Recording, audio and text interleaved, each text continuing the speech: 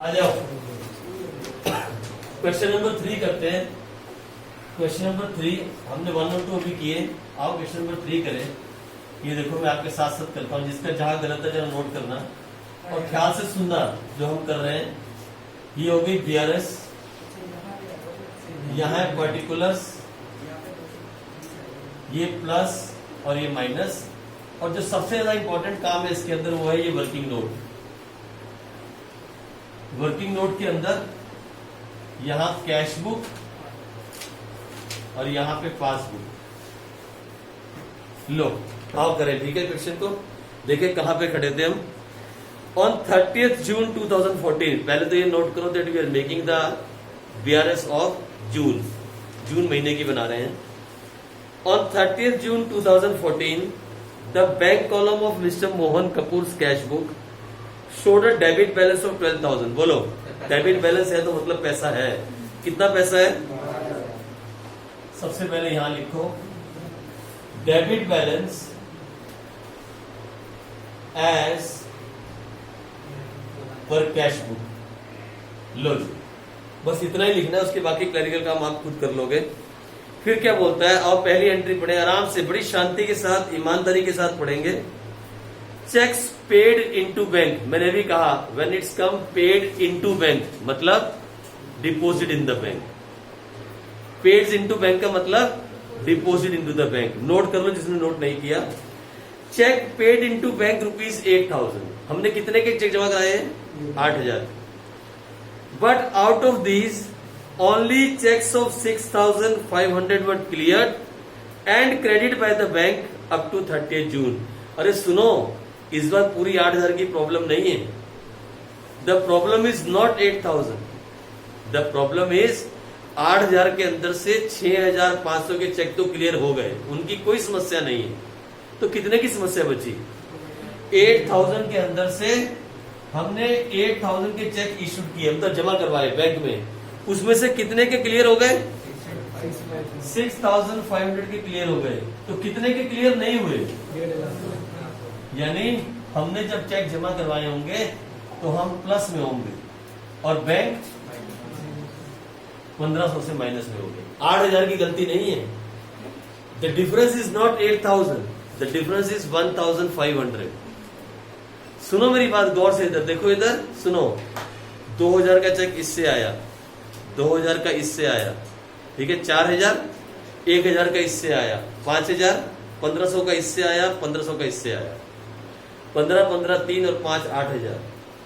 मैं अकाउंटेंट हूं, मैं भागा भागा बैंक में गया, सारे चेक इकट्ठे किए और जमा करवा के आ गया।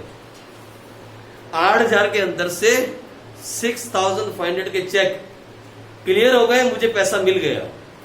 मैंने जमा करवाया ना बैंक में, बैंक ने क्रेडिट कर दिए, मुझे पैसा मिल गया। तो मुझे बताओ गलती कितने की है, 8,000 की या 1,500 की? 1,500। यानी मैं दिखा रहा हूं ज्यादा और बैंक में भी तो कोई पैसा आया नहीं, 1,500 नहीं आया। ठीक है, आ जाओ आगे पढ़ते हैं। Cheques of ₹9,200 were issued. मैंने इश्यू किए चेक, इस बार मैंने इश्यू किए, इश्यू मैंने इधर माइनस, ये लो, मैंने इश्यू किए 9,200 के cheque. But out of these only 7,000 were presented for payment up to 30th June। 7,000 के चेक तो ऑलरेडी लोगों ने आए और पेमेंट लेके चले गए। मैंने कितने के चेक इश्यू किए? 9,200 के।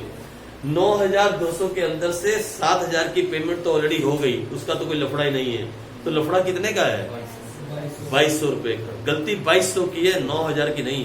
ठीक है, आ जाओ। यानी मैंने 2,200 के इश्यू किए और बैंक अभी भी 10 में। चलो आ जाओ आगे, देखिए क्या बोलता है। हाँ, ये समझने वाली बात है। तीसरे वाली, the receipt column of the cash book has been undercast by ₹200। देखो इधर सुनो, इधर इसको समझने के लिए मैं आपको छोटी सी कैश बुक बना के समझाता हूं। ये देखो, ये है कैश बुक। यहां 2 कॉलम होते हैं आपके सामने, एक कैश और एक बैंक। यहां भी 2 कॉलम होते हैं, एक कैश और एक बैंक। ये रिसीट साइड होती है, ये पेमेंट साइड होती है, ये तो मालूम है ना आपको। यहां पैसा आता है और यहां पैसा जाता है। अब देखो गलती कहां पे हुई है, देखना आप गलती कहां हुई है, समझना चीज को। The receipt column of the cash book ये वाला column, receipt column of the cash book has been undercast by ₹200।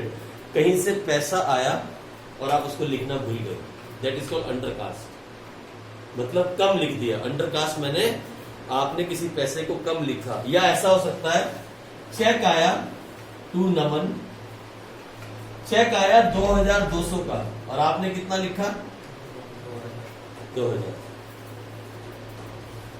सुनो मेरी बात, अंडरकास्ट हो गया ना, समझे मेरी बात। चेक आया 2200 का और आपने लिखा to Naman 2000, that is called undercast. Fine, इसे कहते हैं अंडरकास्ट करना। ओवरकास्ट होता अगर आप ज्यादा लिख देते, ठीक है। अब हुआ क्या होगा मुझे बताओ। बोलता है the receipt column of cash book has been undercast by ₹200। आप कम हो 200 से, लेकिन रियल महीने में बैंक में कितना पैसा गया होगा 2200। यही हुआ होगा ना। यानी आप 200 रुपए से कम दिखा रहे हो और बैंक में 200 रुपए फालतू दिख रहा होगा। ये किया होगा आपने। आपने चेक दिखाया 2000 का, जबकि चेक आया कितने का था 2200। यानी आप 200 से कम दिखा रहे हो और बैंक 200 से ज्यादा दिखाए। भाई चलो आगे बढ़ते हैं। The passbook shows a credit of ₹330 as interest on investment collected by the bank and debit of ₹60 for bank charges. लो ये तो आपको मालूम है। बैंक ने 330 रुपए हमें दिए और 60 रुपए हमसे लिए, और ये दोनों काम हमको नहीं मालूम था। ना तो हमें 330 का मालूम था और ना ही हमें 60 का मालूम था। ये चीजें हमें मालूम नहीं थी। आ जाओ आगे। On 29 June a customer deposited 3000 directly in the bank account. लो बताओ, एक कस्टमर आया और सीधे 3000 जमा करके चला गया और आपको इसके बारे में कोई नॉलेज नहीं। होगी बात। तो जो आपने प्लस किया उसे आप माइनस करो, जो माइनस किया उसे प्लस करो, जो माइनस किया उसे प्लस करो, जो माइनस किया उसे प्लस करो, जो प्लस किया उसे माइनस करो और कर लो टोटलिंग। टोटलिंग करके देख लो क्या आया answer. 12000 plus 2200 plus 200 plus 330 plus 3000, 17007। यही आ रहा तेरा, क्या नाम है, मोहिनी। और उधर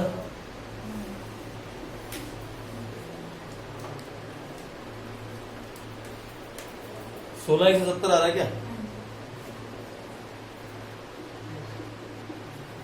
क्या लिखा आएगा? क्रेडिट बैलेंस एज पर पास। सुनो मेरी बात, सुनो इधर, सुनो मेरी बात। ये हद है, इससे ज्यादा हार्ड नहीं आता आपको। ऐसा से क्वेश्चन पेपर में आता है, ठीक है। लेकिन इसमें क्या इतना अच्छा था यार, क्या ऐसा ज्यादा उनके नहीं कर सकते? क्या ऐसी चीज थी? कुछ भी नहीं।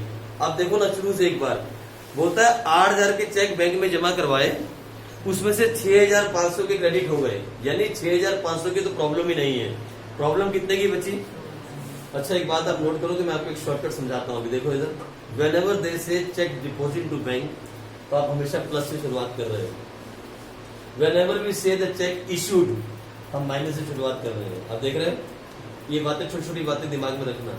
Whenever we say cheque paid into the bank, cheque deposit to the bank, cheque sent for collection, कुछ भी बढ़ा सकता है।